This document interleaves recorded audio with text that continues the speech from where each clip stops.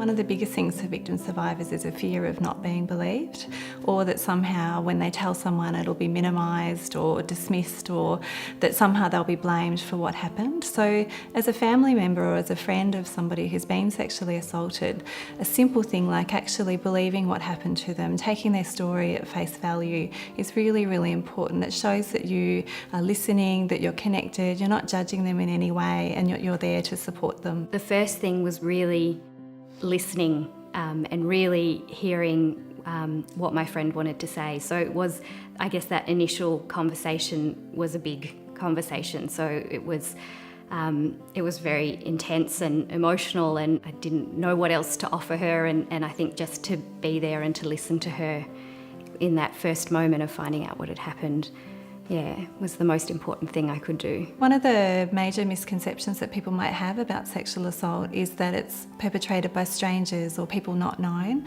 but the reality is for the vast majority of victim survivors, the perpetrator is known to them, which means often it's somebody within the family or close family friend. Family and friends can help sometimes just by simply listening.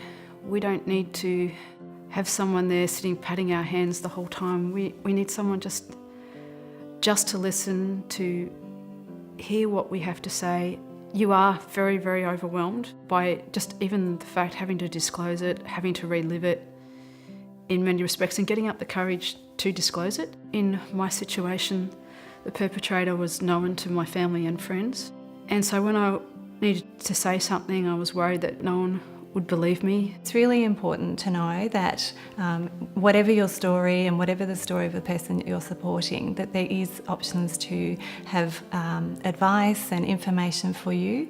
And if you're feeling distressed or upset about what's happening, and that's really common, that you can access support from a specialist service as well. I think it was really helpful for me to take on some of that responsibility for finding out what could be done about sexual assault and what help was out there, and to do some research and discover that there actually are specialist services and that they provide support both to people who have experienced a sexual assault but to friends and family. And so I was actually able to access that service and get some guidance and advice. Sometimes as family and friends we have ideas about what's helpful, and that might be for that person to contact the police, or it might be for them to have no contact with the police.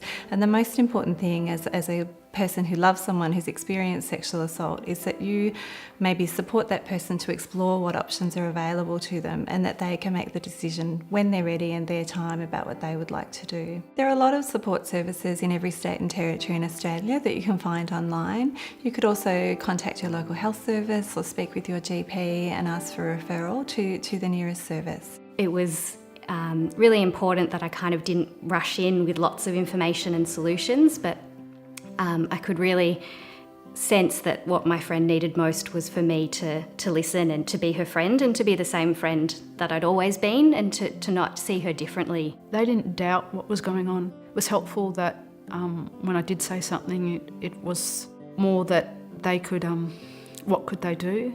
I still haven't told them everything, but it was good that after I did speak to them is that I was still their sister, their daughter, and just a friend. And that's what I needed.